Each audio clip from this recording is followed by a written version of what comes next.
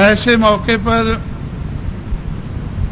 मैं आपके सामने मौके से संबंधित कुछ बातें कहना चाहूँगा। साथियों, चुनाव तो आप लोगों ने पहले भी बहुत से लड़े हैं। रिपब्लिकन पार्टी के माध्यम से लंबे अरसे से आप लोग चुनाव लड़ते आए हैं और किस लिए आप लोग चुनाव लड़ते हैं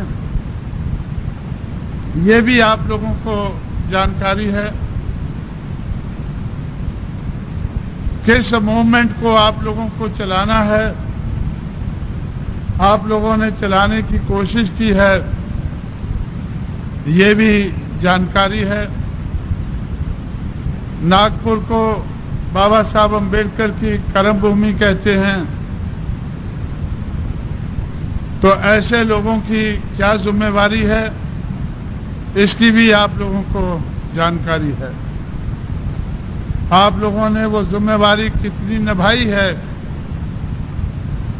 इसकी भी आप लोगों को जानकारी है और मुझे भी जानकारी है।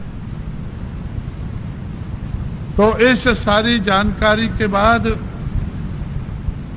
आज मैं आप लोगों के बीच में ऐसे मौके पर आया हूं,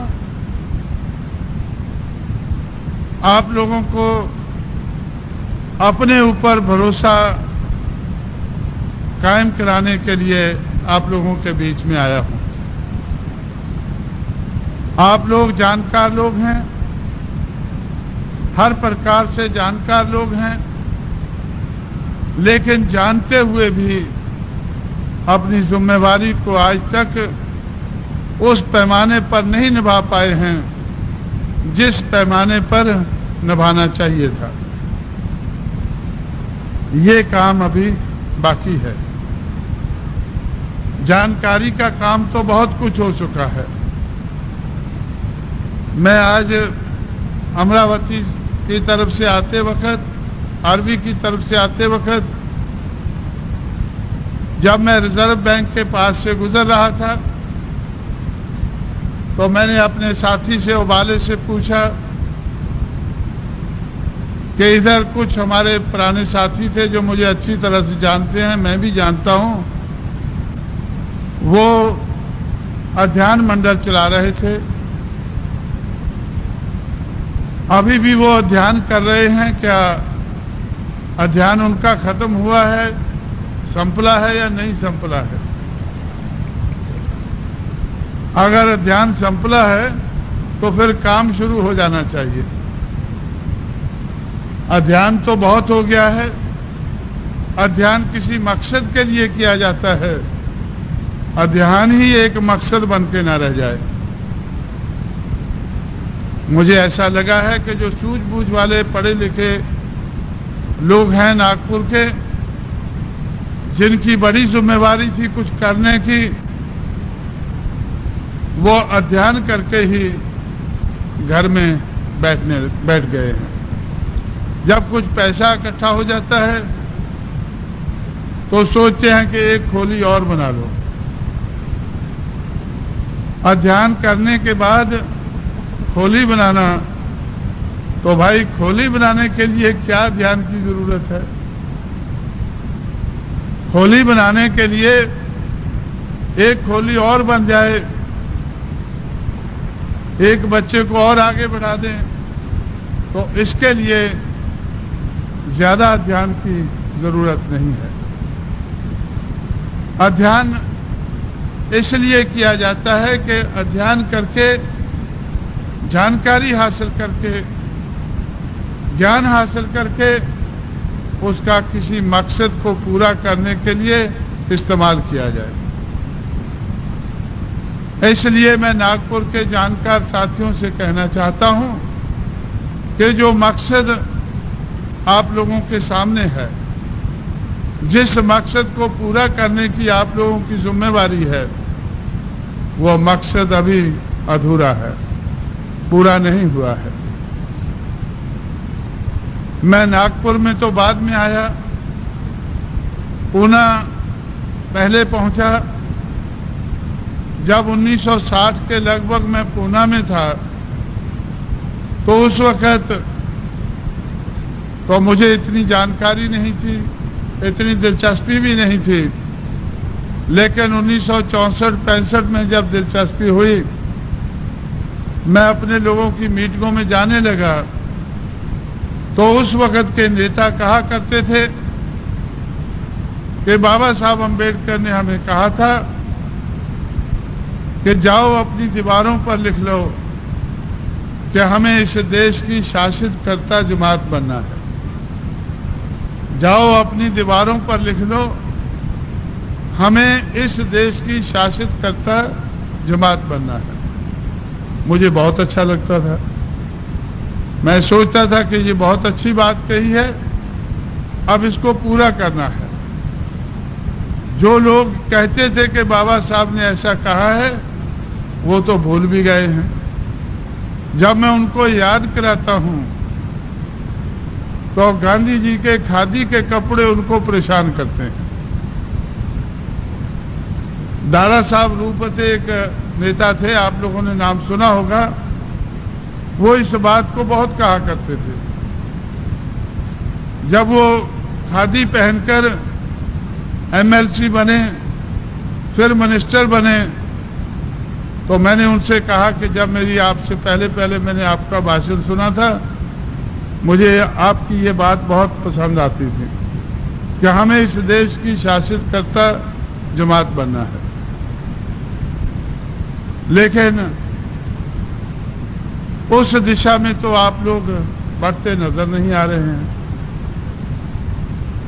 उस दिशा में आप बढ़ते नजर नहीं आ रहे हैं। आप तो कांग्रेस के पीछे खड़े हो गए हैं, कांग्रेस के पिछलग्गू बन गए हैं। और मैं समझता हूं, और मेरे से ज्यादा आप समझते होंगे, कि कांग्रेस पार्टी ब्राह्मणवाद की ए टीम है। ब्राह्मणवाद को इस देश में टिकाए रखने का काम जितना कांग्रेस ने किया है, उतना किसी दूसरी पार्टी ने नहीं किया है। बीजेपी के लिए तो अभी करना बाकी है।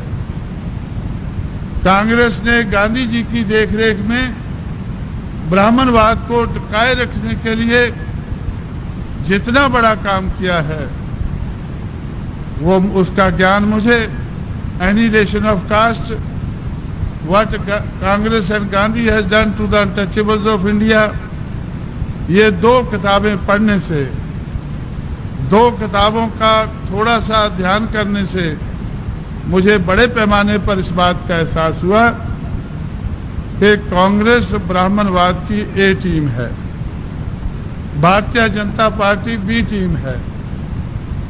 भारतीय जनता पार्टी को कांग्रेस के मुकाबले का ब्राह्मणवाद को टिकाए रखने का काम करने की अभी बहुत जरूरत है। आज तक जो ब्राह्मणवाद को टिकाया है, गैर बराबरी को इस देश में टिकाया है, तो उसमें कांग्रेस का बहुत बड़ा हाथ रहा है। कांग्रेस के पीछे अगर बाबा साहब अम्बेडकर को मानने वाले लोग खड़े हो जाएं, तो कांग्रेस मजबूत होती है। कांग्रेस के पीछे ये क्यों खड़े होते हैं कि कांग्रेस एक मजबूत पार्टी है। रिपब्लिकन पार्टी, बाबा साहब की पार्टी कमजोर पार्टी थी। कमजोर पार्टी को छोड़कर कांग्रेस के पीछे खड़े हो गए, कांग्रेस और मजबूत हो गई। मेरा ये पहले से विश्वास था। मैं आपके पास इस मौके पर आया हूं, इस विश्वास के साथ आया हूं कि आज आप लोग मेरी बात को मानने लगेंगे। लेकिन मैं बात वही पुरानी कहता हूं। बहुत पहले से मैं कह रहा था कि बहुजन समाज ही इस देश में एक शक्ति है। अगर बहुजन समाज कांग्रेस के पीछे खड़ा हो जाए तो कांग्रेस की शक्ति बनती है और उस शक्ति का इस्तेमाल करके उसकी सरकार बनती है। अगर किसी और पार्टी के पीछे हम लोग खड़े हो जाएं तो उसकी शक्ति बनती है, उसकी सरकार बनती है। लेकिन अगर हम लोग इनके पीछे से हट जाएं, कांग्रेस के पीछे से हट जाएं, अपने पैरों पर खड़े हो जाएं, जितना हम उसके पीछे से हटेंगे उतनी वो पार्टी कमजोर होगी। कांग्रेस पार्टी को कमजोर करना अंबेडकरवादी लोगों का काम होना चाहिए था। वो कैसे कर सकते थे कि अपने लोगों को कांग्रेस के पीछे से हटाते, कांग्रेस कमजोर होती। लेकिन अंबेडकरवाद को चलाने की जिन लोगों की जिम्मेवारी थी, वो लोग दूसरों को कांग्रेस के पीछे से हटाने की बजाय खुद कांग्रेस के पीछे जाकर खड़े हो गए। अपना लालच, अपना स्वार्थ पूरा करने के लिए वो लोग कांग्रेस के पीछे खड़े हो गए। उस वक्त मुझे थोड़ी थोड़ी जानकारी हो रही थी। मैं उनसे पूछ रहा था कि भाई, जो काम आप कर रहे थे मैं तो समझता हूं अच्छा कर रहे थे, जो काम